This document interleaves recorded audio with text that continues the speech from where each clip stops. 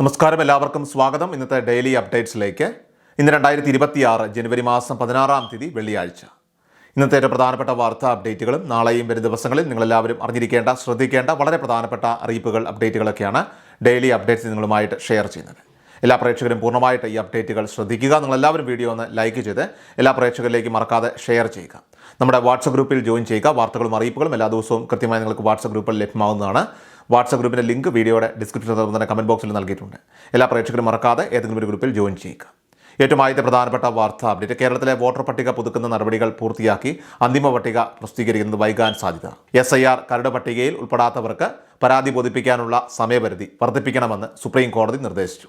നിലവിൽ ഈ മാസം 22 വരെയായിരുന്നു ആക്ഷേപങ്ങൾ അറിയിക്കാനുള്ള സമയം. എന്നാൽ പട്ടികയിൽ നിന്ന് പുറത്തായവർക്ക് ഇതിനെക്കുറിച്ച് വ്യക്തമായ വിവരം ലഭിക്കുന്നില്ലെന്ന് രാഷ്ട്രീയ പാർട്ടികൾ കോടതിയിൽ ചൂണ്ടിക്കാട്ടി. ഈ പരാതികൾ പരിഗണിച്ചാണ് സമയം 1 അല്ലെങ്കിൽ 2 ആഴ്ച കൂടി ഇപ്പോൾ നീട്ടി നൽകാൻ കോടതി ആവശ്യപ്പെട്ടത്. ഫെബ്രുവരി 21 അന്തിമ പട്ടിക പുറത്തിറക്കാനായിരുന്നു തെരഞ്ഞെടുപ്പ് കമ്മീഷൻ തീരുമാനിച്ചിരുന്നത്.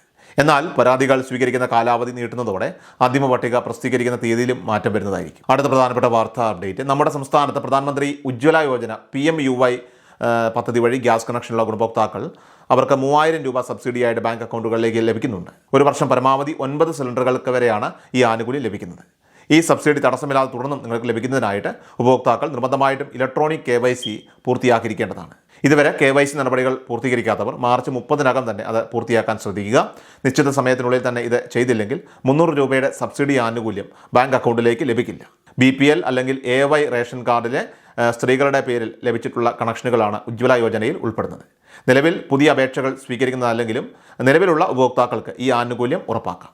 കൂടാതെ സബ്സിഡി ലഭിക്കാത്ത സാധാരണ ഗാർഹിക കണക്ഷൻ ഉള്ളവരും ഇലക്ട്രോണിക് KYC ചെയ്യേണ്ടതുണ്ട്. എന്നാൽ ഇവർക്കായിട്ട് നിലവിൽ ഇപ്പോൾ അവസാന തീയതി പ്രഖ്യാപിച്ചിട്ടില്ല. അടുത്ത പ്രധാനപ്പെട്ട വാർത്താ അപ്ഡേറ്റ്: മുഖ്യമന്ത്രിയുടെ കണക്ട് ടു വർക്ക് പദ്ധതിയുടെ പുതുക്കിയ മാർഗ്ഗരേഖയ്ക്ക് മന്ത്രിസഭാ യോഗം അംഗീകാരം നൽകി.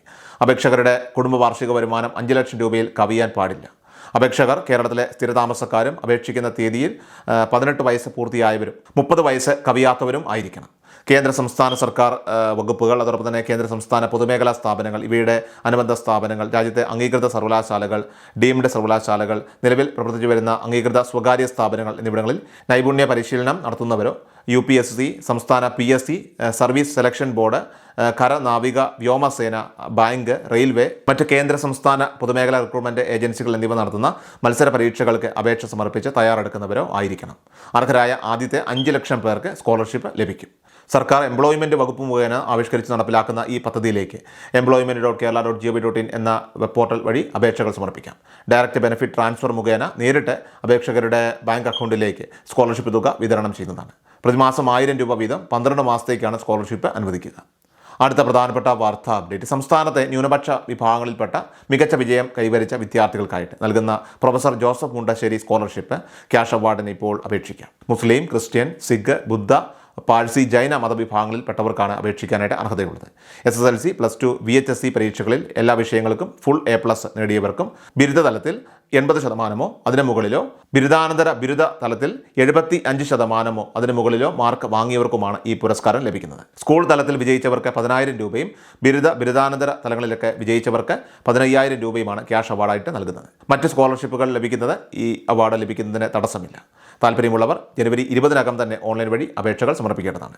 അർഹരായ വിദ്യാർത്ഥികൾ ഈ സുവർണാവസരം എത്രയും വേഗം പ്രയോജനപ്പെടുത്തേണ്ടതാണ്. അടുത്ത പ്രധാനപ്പെട്ട വാർത്താ അപ്ഡേറ്റ്: സർക്കാരിൻ്റെ സാമൂഹിക സുരക്ഷാ പെൻഷൻ മുടങ്ങാതിരിക്കുന്നതിനായിട്ട് വരുമാന സർട്ടിഫിക്കറ്റ് സമർപ്പിക്കേണ്ടതുമായി ബന്ധപ്പെട്ട് പുതിയ നിർദ്ദേശങ്ങൾ വന്നിരിക്കുകയാണ്. 2019 ഡിസംബർ 31 വരെ പെൻഷൻ അനുവദിക്കപ്പെട്ടവരിൽ ഇതുവരെയും വരുമാന സർട്ടിഫിക്കറ്റ് അപ്ലോഡ് ചെയ്തിട്ടില്ലാത്ത ഏകദേശം 3 ലക്ഷം ഗുണഭോക്താക്കളാണ് നിലവിൽ ഇപ്പോൾ രേഖകൾ സമർപ്പിക്കേണ്ടതായിട്ട് വരുന്നത്. നിങ്ങൾ ഇതിനോടകം തന്നെ സർട്ടിഫിക്കറ്റ് നൽകിയിട്ടുണ്ടോ എന്നറിയാനായിട്ട് സേവന പെൻഷൻ വെബ്സൈറ്റിലെ സ്റ്റാറ്റസ് കൃത്യമായി പരിശോധിച്ചാൽ മതിയാകും. ഇതുവരെ രേഖകൾ സമർപ്പിക്കാത്തവർ അത് നൽകിയില്ലെങ്കിൽ ഭാവിയിൽ പെൻഷൻ തടസ്സപ്പെടാനുള്ള സാധ്യതയുണ്ട്. എങ്കിലും പെൻഷൻ ഗുണഭോക്താക്കൾക്ക് വലിയൊരു ആശ്വാസ വാർത്തയും ഇതിലുണ്ട്. അതായത് രേഖകൾ സമർപ്പിക്കാൻ 2026 ജൂൺ മാസം 30 വരെ സമയം ഇപ്പോൾ നീട്ടി നൽകിയിട്ടുള്ളതായിട്ടും അറിയിപ്പ് വരുന്നുണ്ട്. അതുവരെ നിലവിലുള്ള പെൻഷൻ തടസ്സമില്ലാതെ ലഭിക്കുന്നതാണ്. എന്നാൽ കുടുംബ വാർഷിക വരുമാനം 1 ലക്ഷം രൂപയോ അതിന് മുകളിലോ ആണെങ്കിൽ പെൻഷൻ പദ്ധതിയിൽ നിന്ന് ഗുണഭോക്താക്കൾ പുറത്താക്കപ്പെടും. അതിനാൽ തന്നെ നിർദ്ദേശം ലഭിച്ചിട്ടുള്ളവരും അർഹരായവരും നിശ്ചിത സമയപരിധിക്കുള്ളിൽ തന്നെ രേഖകൾ സമർപ്പിക്കാനായിട്ട് ശ്രദ്ധിക്കേണ്ടതാണ്. ഇതിനെക്കുറിച്ച് കൂടുതൽ വിശദമായിട്ട് മനസ്സിലാക്കാനായിട്ട് നമ്മുടെ ചാനലിലെ പുതിയ വീഡിയോ നിങ്ങളെല്ലാവരും പൂർണ്ണമായിട്ട് കാണുക. ഏറ്റവും അവസാനമായിട്ട് സംസ്ഥാനത്തെ സ്വർണ്ണവില പരിശോധിച്ചാൽ സംസ്ഥാനത്ത് സ്വർണ്ണവിലയിൽ വൻ വർധനവ് രേഖപ്പെടുത്തി. വ്യാഴാഴ്ച ജനുവരി 15-ാം തീയതി രാവിലെ ഇടിവുമായി എത്തിയ ആശ്വാസമായ സ്വർണ്ണനിരക്കാണ് ഉച്ചയ്ക്ക് ശേഷം കൂടിയത്. രാവിലെ 22 കാരറ്റ് സ്വർണ്ണത്തിന് ഗ്രാമിന് 75 രൂപ കുറഞ്ഞ് 13,125 രൂപയിലും പവന് 600 രൂപ കുറഞ്ഞ് 1,05,000 രൂപയിലുമാണ് വ്യാപാരം പുരോഗമിച്ചത്. ഡെയിലി അപ്ഡേറ്റ്സ് പൂർണ്ണമാവുകയാണ്. എല്ലാവരിലേക്കും നിങ്ങളെ അപ്ഡേറ്റ്സ് ഇപ്പോൾ തന്നെ ഷെയർ ചെയ്യുക. നമ്മുടെ വാട്സ്ആപ്പ് ഗ്രൂപ്പിൽ ജോയിൻ ചെയ്യുക. വാർത്തകളും അറിയിപ്പുകളും എല്ലാ ദിവസവും കൃത്യമായി നിങ്ങൾക്ക് വാട്സ്ആപ്പ് ഗ്രൂപ്പിൽ ലഭ്യമാകും. വാട്സ്ആപ്പ് ഗ്രൂപ്പിൻ്റെ ലിങ്ക് വീഡിയോയുടെ ഡിസ്ക്രിപ്ഷനിൽ തന്നെ കമൻറ്റ് ബോക്സിൽ നൽകിയിട്ടുണ്ട്. സോ എല്ലാ പ്രേക്ഷകരും മറക്കാതെ ഏതെങ്കിലും ഒരു ഗ്രൂപ്പിൽ ജോയിൻ ചെയ്യുക. വാർത്തകൾ എല്ലാവരിലേക്കും ഷെയർ ചെയ്യുക. വീണ്ടും ഡെയിലി അപ്ഡേറ്റ്സുമായിട്ട് നമുക്ക് നാളെ കാണാം. ഇതുവരേക്കും നന്ദി, നമസ്കാരം. കൃഷാൽ മീഡിയ എല്ലാ ദിവസവും വാർത്തകളും അറിയിപ്പുകളും ഡെയിലി അപ്ഡേറ്റ്സും ലഭിക്കാൻ ഇപ്പോൾ തന്നെ ചാനൽ സബ്സ്ക്രൈബ് ചെയ്യുക, ഫോളോ ചെയ്യുക. നിങ്ങളുടെ ലൈക്കും ഷെയർ നൽകി ഞങ്ങളെ സപ്പോർട്ട് ചെയ്യുക. നിങ്ങളുടെ അഭിപ്രായങ്ങൾ കമന്റ് ബോക്സിൽ രേഖപ്പെടുത്തുക.